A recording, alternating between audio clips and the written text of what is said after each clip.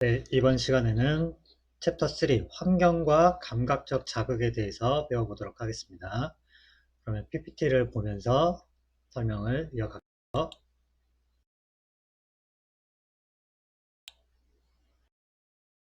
자, 넘어가고요.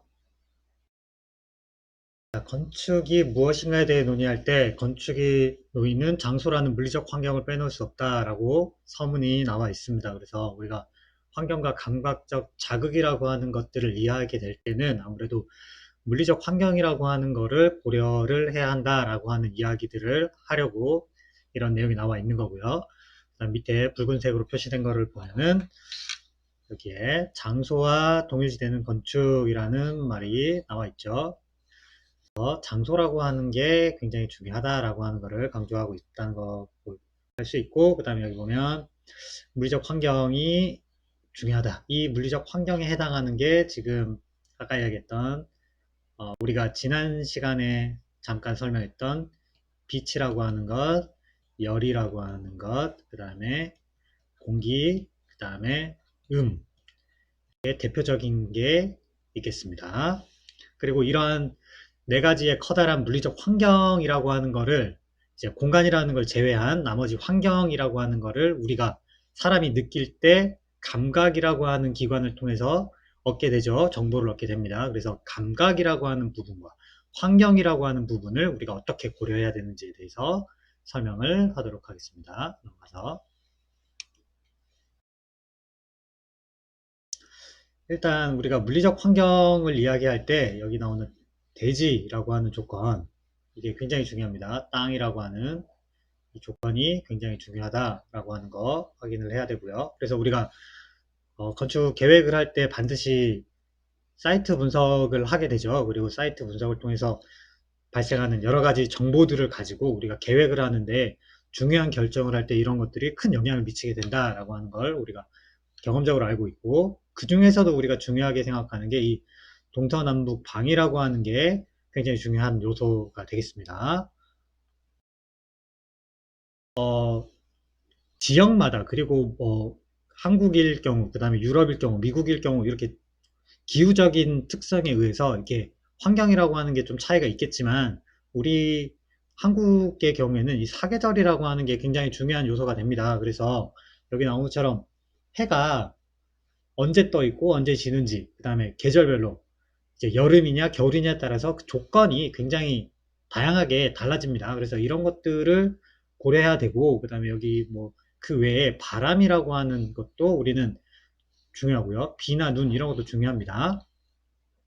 바람 같은 경우에 우리는 이제 태풍의 피해를 보는 경우가 있죠. 그래서 태풍을 조심해야 되고, 비나 눈, 우리 국내 같은 경우에는 이제 장마라고 하는 게 있습니다. 그 다음에 뭐 지역에 따라서 저기 강원도 쪽은 폭설도 있을 수 있고요. 이런 기후적인 조건 때문에 이 대지라고 하는 것이 우리에게 굉장히 중요한 요소가 된다. 그래서 밑에 뭐 빨갛게 표시해 놓은 것처럼 건축에서의 필요 불가결한 또 다른 요소들 중 하나는 인간이라고 할 수 있다라고 또 하나가 이야기 나오는데, 이 인간이라고 하는 게 이제 그 다음 이 이슈입니다. 넘어가서 여기서 말하는 이 인간이라고 하는 게 아까 나왔던 기후적인 것, 환경적인 것들을 사람이 인식할 때는 바로 이 감각이라고 하는 걸로 인식을 하기 때문에 이 감각적 자극에 대해서 우리가 좀 살펴볼 필요가 있고요. 그래서 뭐 쭉 설명이 나와 있는데 이것들은 뭐 여러분들이 한번 쭉 보면 되는 거고, 우리의 대표적인 감각기관인 시각, 청각, 후각, 촉각, 그리고 미각, 이런 요소들에 의해서 사람이 느끼는 감각이라고 하는 것들이 다르게 느껴진다라는 거고, 이것이 어떻게 느껴지냐에 따라서 우리가 편안함을 느낄 수도 있고 불쾌함을 느낄 수도 있고 이런 차이가 있을 수 있다라는 겁니다. 네, 고려해야 되는 요소에 그래서 감각적인 자극이 들어간다라는 겁니다. 첫 번째 이제 빛환경이라고 하는 것들을 우리가 파악하려면 시각이라고 하는 것을 알아야 합니다. 그래서 시각에는 뭐 일단 건축에서 가장 큰 부분을 차지한다고 말할 수 있다라고 써 있는 것처럼 우리 사람 같은 경우에도 시각적인 것에 굉장히 의존을 많이 하죠. 특히 건축은 시각적인 부분이 차지하는 비중이 굉장히 큽니다. 그래서 이 시각이라고 하는 것을 우리가 좀 깊게 생각을 해봐야 되고, 이 시각이라고 하는 거에 뭐 디자인이라고 하는 미적인 것도 포함되고요. 그 다음에 어떤 재료를 썼는지에 따라서 그 질감이라고 하는 것, 그 다음에 색상이라고 하는 것, 밝기, 이런 것들이 우리에게 영향을 주고 있다라고 하는 것을 알 수 있습니다. 이런 수정체나 이런 것들은 우리가 뭐 넘어가고요. 여러분들이 한번 그냥 쭉 한번 읽어보시면 될 것 같고, 뭐 명수능과 암수능이라고 하는 게 나왔습니다. 이거는 여러분들 예전에 어디서 들어보셨을 거예요. 과학 시간에. 그래서 여기 보면 어두운 빛에서 밝은 빛 환경으로 나올 때 작용한다라고 나오는데, 암수능 같은 경우에는 거꾸로 밝은 곳에서 어두운 곳으로 들어갈 때 작용한다라고 나옵니다. 이런 것들이 건축적으로 이용되는 경우들이 굉장히 많아요. 예를 들면 종교 건축에서는 이런 것들을 적극적으로 활용을 하는데요.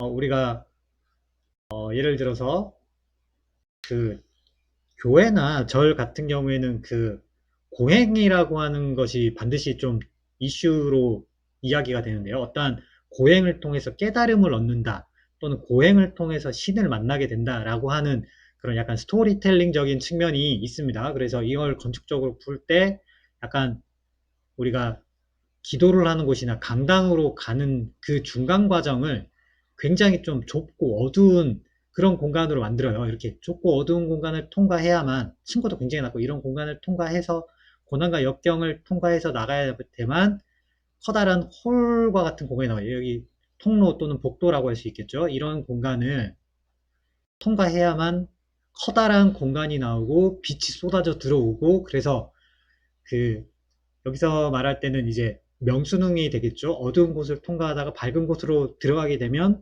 시각적으로 아주 많이 밝지는 않지만 조금의 빛만으로도 굉장히 눈부심을 느끼게 유발하는 그런 효과를 낼 수 있는데, 이런 걸 통해서 건축에서는 효과를 극대화하는, 공간의 효과를 극대화하는 그런 효과를 주기도 합니다. 그래서 이런 것들이 시각적인 자극을 이용한 건축 계획에서도 사용되는 기술 중에 하나예요. 그래서 이런 것들도 하나 알아두실 필요도 있고, 실제 이런 종교 건축 외에 일반적인 건축에서도 내부와 외부의 밝기 차이를 너무 크게 놓게 되면 순간적으로 밝은 곳에 있다가 어두운 곳으로 들어가면 우리가 안 보이죠. 그래서 시각이라고 하는 이 구조가 그 밝을 때 보는 방법과 어두울 때 보는 방법이 달라요. 그래서 밝은 곳에서는 괜찮은데 어두운 곳에서는 잘 안 보이는 야맹증 같은 거 있는 분들도 있죠. 그죠? 이런 이유 때문에 밝기를 내부와 외부를 차이가 많이 나지 않도록 우리가 이걸 조절해 줘야만 시각적으로 이제 불편함을 느끼지 않습니다. 그래서 이런 암수능 그리고 명수능 이런 것들을 우리가 이해해야 나중에 계획을 할 때 어떤 경우에는 이런 효과를 극대화해서 약간 연출을 하는 방법도 있겠지만, 실제 우리가 일반적인 생활을 할 때는 명수능이나 암수능이 발생하지 않도록 계획을 해줘야 좋은 건축을 할 수 있다라고 하는 걸 우리가 알 수 있습니다. 읽어보시면 어떤 이야기인지 이해가 되실 거예요. 그래서 시지각이라고 하는 것들을 우리가 고려한다라는 거 한번 쭉 읽어보시면 됩니다. 그래서 이런 것들은 명수능, 암수능 이런 것도 있고, 그 다음에 오피스나 이런 데서는 너무 밝으면 그 휘도라고 하는 그 눈부심 효과 때문에 일을 하기가 굉장히 어두워요. 예를 들면 요즘은 TV가 굉장히 그 LED 패널이 밝고 선명하기 때문에 불편함이 없는데, 예전에 브라운관 TV나 이런 걸 쓸 때는 거실에 TV를 놓게 되면 TV 뒤에 우리가 커다란 창이 있으면 밖이 너무 밝아서 TV가 이제 안 보이는, 이제 우리가 역광이라고 흔히 부르는 그런 효과 때문에 잘 안 보이고 불편함을 느꼈는데, 이걸 건축적으로 이제 해결해 줄 수 있는 게 없죠. 지금은 이제 기술적으로 해결된 거고, 예전에는 이게 해결이 안 됐었어요. 근데 그래서 거실에 TV를 놓을 때는 반드시 그 TV의 뒷면이 창이 아니라 벽이 되게끔 그렇게 계획을 해주고, 그 다음에 창에서 들어오는 빛이 TV나 뭐 유리에 반사돼서 사람에게 직접적으로 이제 불편함을 주지 않도록 각도를 좀 조절해주는 그런 것들이 있었는데, 요즘은 또 그런 것들이 좀 줄어들고 있는, 기술적으로 좋아졌기 때문에 그런 것들을 조금 덜 고려해줘도 충분히 극복 가능한 그런 환경으로 변하고 있다라는 걸 알 수 있고, 또 아까 얘기했던 휘도 같은 걸 조절하기 위해서는 창문에 일부러 커튼이나 블라인드를 설치해야 되는 그런 경우도 있어요. 그러면 커튼이나 블라인드를 설치해버리면 직사광선은 차단했기 때문에 이제 휘도에 대한 불편함은 없지만 상대적으로 어두워지죠. 밝기가 떨어집니다. 그랬을 때 조도가 너무 낮기 때문에 형광등을 켜고 생활해야 되는 불편함이 또 있을 수 있어요. 그럼 에너지가 또 중복적으로 이제 사용돼야 되는 그런 단점이 발생할 수 있는데, 이런 빛환경을 우리가 어떻게 계획해 주냐에 따라서 그런 문제점도 잡아줄 수 있다라고 하는 걸 우리가 알 수 있습니다. 그래서 뭐 빛의 종류에는 뭐 직사광선이 있고 뭐 있고 막 이런 건데, 이런 건 그냥 읽어보시면 여러분들이 알 수 있는 거고, 그 다음에 이런 빛의 원리를 이용한 유명한 건축가들이 굉장히 많은데, 대표적인 분들 중에 한 분이 이제 르꼬르비제라고 하는 분들이고요. 이런 분들은 이제 라투레트 수도원이나 이런 것을 계획할 때, 롱샹 교회를 설계를 할 때 이런 빛이 어떻게 들어오게 되고 그 빛이 건물 내부로 들어오면서 어떤 효과를 줄 수 있다라고 하는 것들을 좀 더 계획을 심도 있게 한 다음에 건축적으로 이거를 풀어가는 디자인을 많이 했어요. 그래서 굉장히 유명한 건축가가 되었죠. 그래서 이런 부분도 여러분들이 단순히 창문을 뚫은다 라고 하는 개념에서 벗어나서 빛이라고 하는 성질을 잘 이용하게 되면 내가 의도하는 효과를 좀 더 극대화시킬 수 있다라고 하는 것들을 한 번쯤은 고민해 볼 필요가 있겠죠. 네, 이런 것들이 예시로 나와 있고, 이게 실제로 건축적으로 많이 이용되는 것들 중에 하나입니다. 넘어가고요. 한번 읽어보시고요. 그 다음에 이제 온실 효과라고 하는 것도 나왔는데, 이 온실 효과라고 하는 거는 음, 약간 특이한 케이스인데, 말 그대로 이 온실이라고 하는 거를 이용을 하는 겁니다. 그래서 이걸 이용할 수도 있고 이용하지 않을 수도 있습니다. 그래서 건물을 설계를 할 때 우리가 추운 지역이나 이런 곳에서는 여기에 현관이 여기 있다 그러면 여기에 온실 개념으로 실을 하나 더 놓습니다. 우리가 그래서 문을 여기도 달고 여기도 이렇게 달죠. 그래서 우리가 다른 이름으로 방풍실이라고 부르기도 하는데, 이 방풍실의 역할을 하면서 이 공간이 유리로 만들면 온실 효과를 줘서 실내와 실외의 급격한 온도차를 이 공간이 막아주는 역할을 할 수 있는데, 우리가 다른 표현으로 우리가 이걸 전실이라고 부르기도 하는데, 이런 공간을 계획할 수도 있어요. 이 온실 효과를 이용해서 계획할 수도 있어요. 그러니까 단점도 있지만 장점으로 이걸 건축해서 이용하는 방법도 있습니다. 이런 것들이 있을 수 있어요.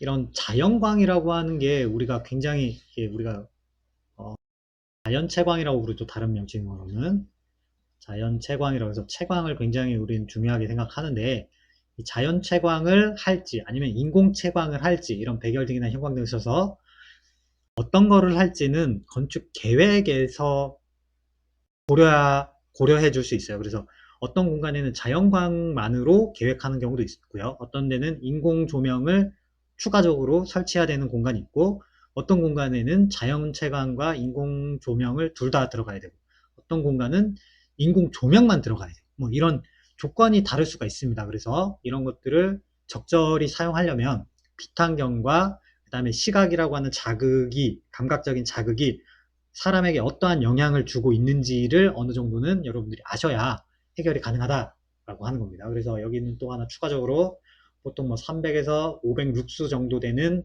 밝기를 조도를 맞춰주면 실내 공간에서 생활할 때 좋다라고 하는 게 추가적으로 나와 있죠. 이건 그냥 상식적인 거니까 한번 읽고 넘어가시면 됩니다. 그 다음 촉각이라고 하는 게 나와 있습니다. 그래서 쭉 넘어가서 읽어보시면 되고, 쭉 넘어가서 이제 손가락이라고 하는 부분이 나와 있는데, 그래서 촉각이라고 하는 부분, 그래서 텍스처, 재질이죠. 재질감입니다. 재질이 어떤 재질이냐, 이게 거친 재질이냐 또는 매끄럽냐 아니면 부드럽냐 딱딱하냐, 뭐 이런 우리가 이런 재질에 의해서 사람이 느낄 때 단순히 뭐 거칠다, 부드럽다 이런 것만 느끼는 게 아니라 약간 여기 나오는 온도감도 있어요. 아, 좀 따뜻한 느낌이 든다, 차가운 느낌이 든다, 이런 것들도 이런 촉각을 통해서 느낄 수가 있어요. 근데 이 촉각은 단순히 만져서만 나오는 거는 아니고요. 시각적인 것과 약간 같이 복합적으로 작용하는 경우가 많이 있습니다. 그래서 우리가 나무라고 하는 재질을 쓰게 되면 이 나무는 대체적으로 약간 따뜻한 느낌을 내는 성질이 있습니다. 그래서 촉감적으로도 약간 부드럽다까지 말하기는 좀 그렇지만 이렇게 거칠지 않고 약간 매끈하고, 그 다음에 약간 따뜻한 느낌을 주는 재질의 재료로서 사용이 많이 된다고 하죠. 그래서 인테리어에 이런 재료들이 특히 또 많이 사용이 되고, 벽돌 같은 경우에도 실제 따뜻한 재료는 아니지만 벽돌 자체가 주는 그 색상의 효과 때문에 약간 따뜻한 느낌을 주는 효과가 있어요. 그래서 약간 그 온화한 느낌을 주고 싶은 건물을 설계할 때는 벽돌을 좀 많이 쓰는 편입니다. 그리고 좀 차가운 느낌을 낼 때는 이제 노출 콘크리트나 아니면 커튼홀 재질의 그 질감을 이용해서 그런 것들을 표현하기도 하죠. 그래서 이런 촉각적인 감각을 이용해서 내가 표현을 할 때, 특히 주택에 이런 것들이 많이 사용되는데, 일부러 그런 재질을 써서 집에 오면 편안함과 그 다음에 약간 따뜻한 그런 느낌을 유도하게끔, 편안한 느낌을 받게끔 만드는 효과를 주기도 합니다. 그래서 그런 촉각적인 부분이 또 고려가 된다. 이거는 뭐 촉각에 나오는 그런 건데, 이것까지 우리가 알 필요는 없습니다. 그냥 이렇게 촉각이 이루어지고 있다라는 정도만 알면 돼요. 이거는 우리가 중요한 게 아니고. 그 다음 나오는 게 이제 열 환경입니다. 열 환경 앞에 보면, 자, 여기도 나왔지만 촉각 앞에는 이제 시각과 이제 빛이라고 했으면, 이번에는 촉각이라는 부분과 열이라고 하는 게 같이 연관이 된다라는 걸 알 수 있어요. 그래서 넘어가 보면 이 열환경이라고 하는 건 사람의 온도를 중심으로 이게 조금 높으냐 낮으냐 이걸 가지고 판단을 우리가 주로 하죠. 그래서 기후라고 하는 것들이 영향을 또 많이 주는데, 이 기후라고 하는 것 이외에도 그 재료가 가진 물성에 의해서 우리가 열환경이 조절이 가능하죠.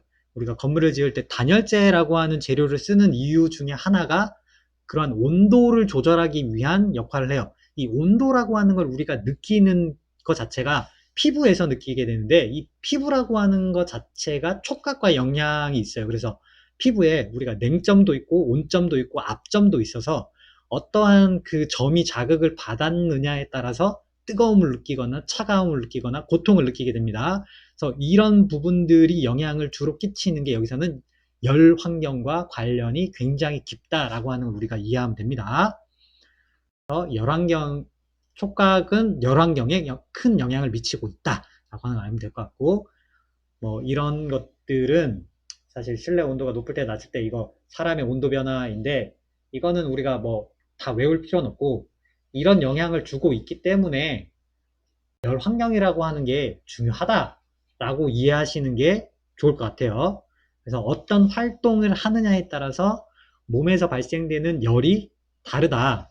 여기 그림처럼 활동에 따라서 발생하는 게 다르기 때문에 내가 공간에, 건축적으로 공간에 어떤 활동을 할 거라고 예상이 되느냐에 따라서 열환경을 조절하는 방법을 좀 생각할 필요가 있다라는 거죠. 그래서 운동이나 이런 거를 하는 공간일 경우에는 사람 몸에서 발생하는 열이 많기 때문에 겨울철이 아니라면 실내의 창문을 열어서 공기가 순환하도록 해줘야 유리하겠죠. 그죠? 그랬을 때는 그런 약간 활동적인 공간에서는 창문을 열어서 자연 환기가 되고 온도 조절이 자연스럽게 일어날 수 있는 그런 공간을 만들어 줘야 된다 라고 이해한다면, 좀 더 정적인 공간에서 움직임이 덜한 그런 공간에서는 열 교환이 많이 적극적으로 일어나는 게 유리하지 못하기 때문에, 좀 더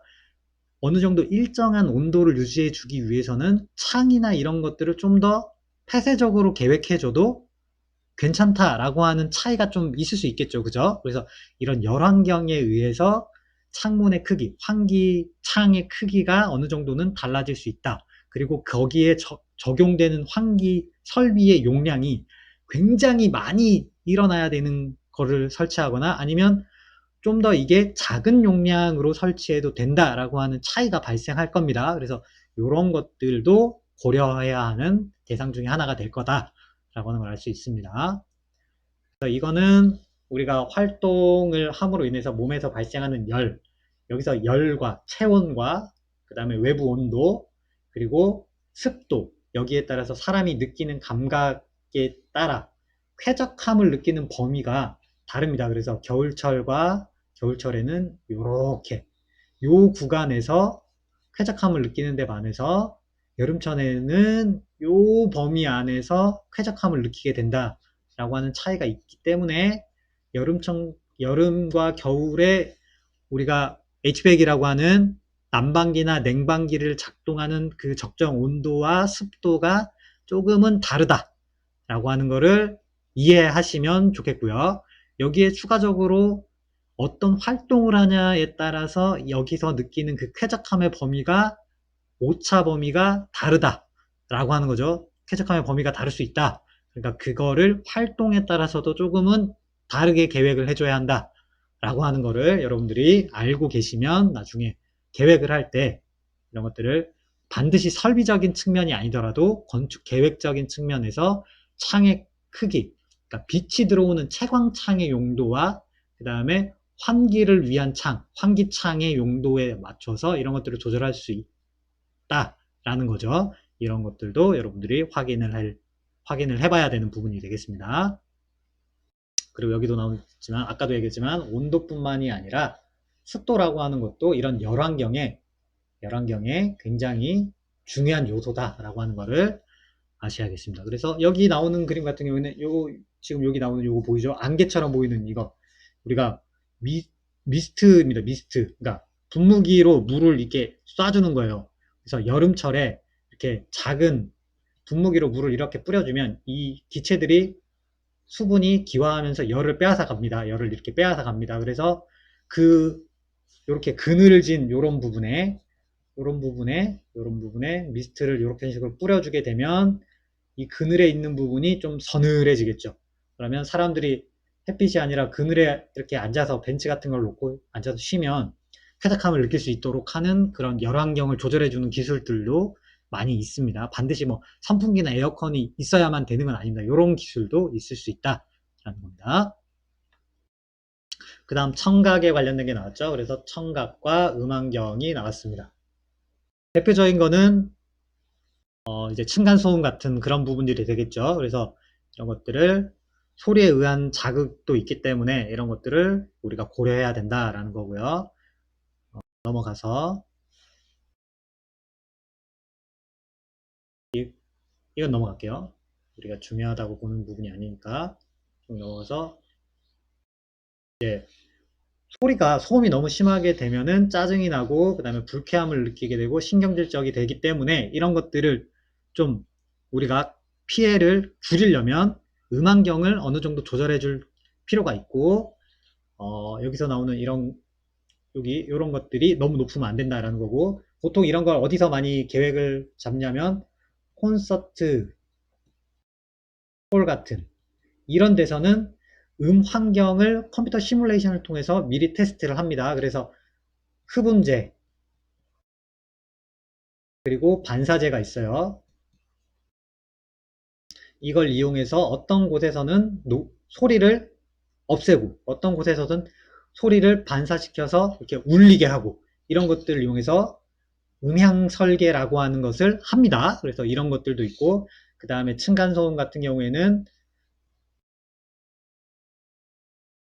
결국에는 이게 진동에 의한 소음이기 때문에 이 진동을 줄여줄 수 있는 기술들이 들어갑니다. 그래서 거기에 우리가 매트를 깔거나 카펫을 깔게 되면 그런 소음이 줄어들기도 하고요. 그 콘크리트 슬라브의 두께를 우리가 아파트 같은 경우에는 많이 두껍게까지는 안 해요. 보통 예전에는 한 120 정도였는데 요즘은 이거를 늘렸어요. 그래서 150 이상 합니다. 그래서 이 두께를 좀 더 두껍게 해주면 층간소음이 좀 줄어듭니다. 그래서 이런 것들도 우리가 기술 중에 하나예요. 그래서 어떻게 하면 소음을 줄일 수 있느냐에 대해서도 연구를 하고요. 어떻게 하게 되면 소리로 인한 효과, 그 연출 효과를 극대화할 수 있느냐 이런 것들도 연구를 하고 있습니다. 그래서 콘서트홀 같은 공간과 그 다음에 주거에서 층간소음 이런 것들이 계획이 서로 상관이 없어 보이지만 상관이 많습니다. 그리고 또 하나 소리 같은 경우에는 요철이 많으면 그 음향이 줄어들게 돼 있어요.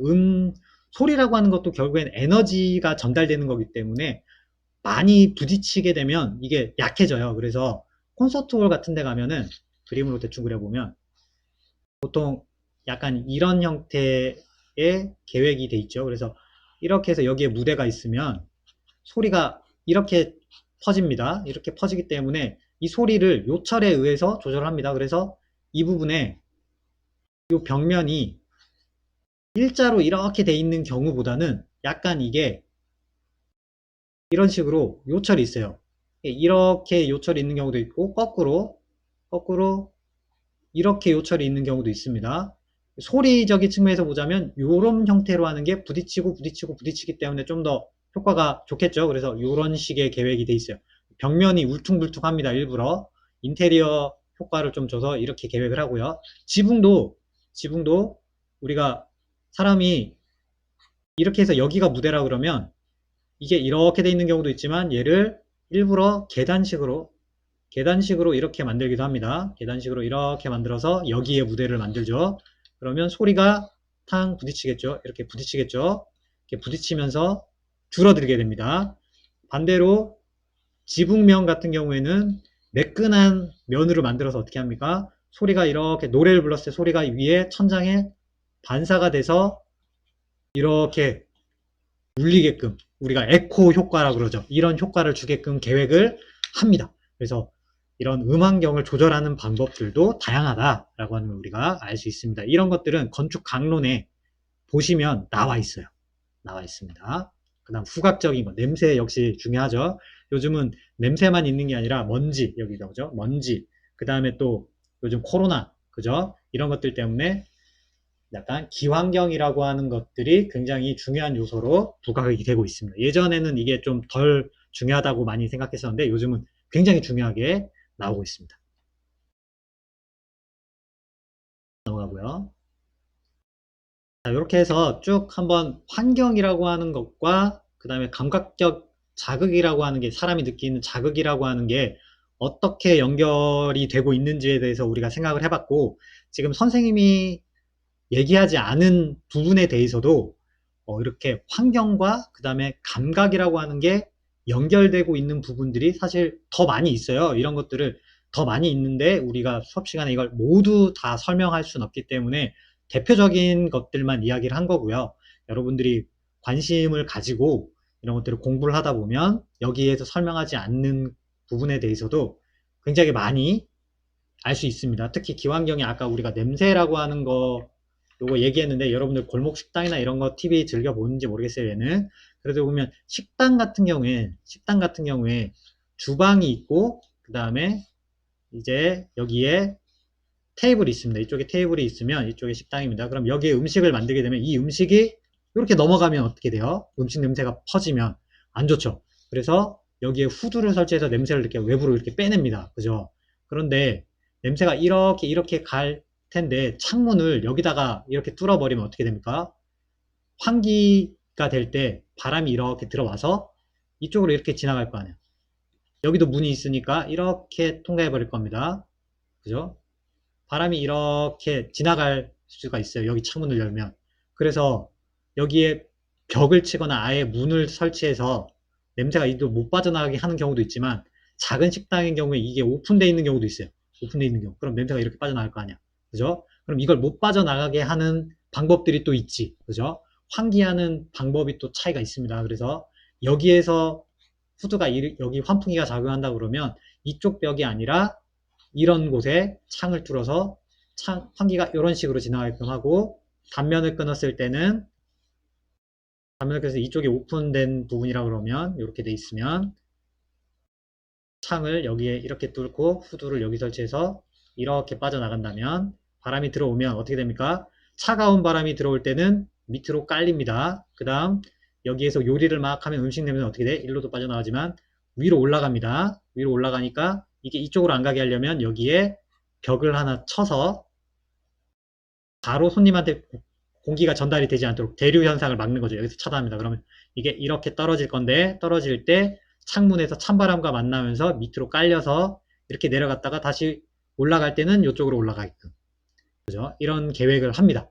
그래서 대류 후각적인 측면에서 대류 순환 이런 것들을 같이 고려해서 건축 계획을 하게 돼 있어요. 이거는 건축 개론이나 이런 데서 배우는 내용들인데 이런 것들이 복합적으로 들어있다라고 하는 것을 우리가 알고 있으면 건축 계획을 하는 게 훨씬 다양하고 재미있게 계획이 가능합니다. 그래서 이런 것들도 여러분들이 찾아보고 여기에 맞게 계획을 할 때 응용을 잘 하시길 바라고요. 오늘 수업한 거 이외에 선생님이 얘기한 거 이외에 궁금한 점이 있으면 선생님이 100%다 알아가지고 다 설명해 줄 수는 없겠지만 수업 시간에 질문을 하면 거기에 대해서 추가적으로 설명을 더 해드리도록 하겠습니다. 자, 이번 수업은 여기까지입니다. 고생했습니다.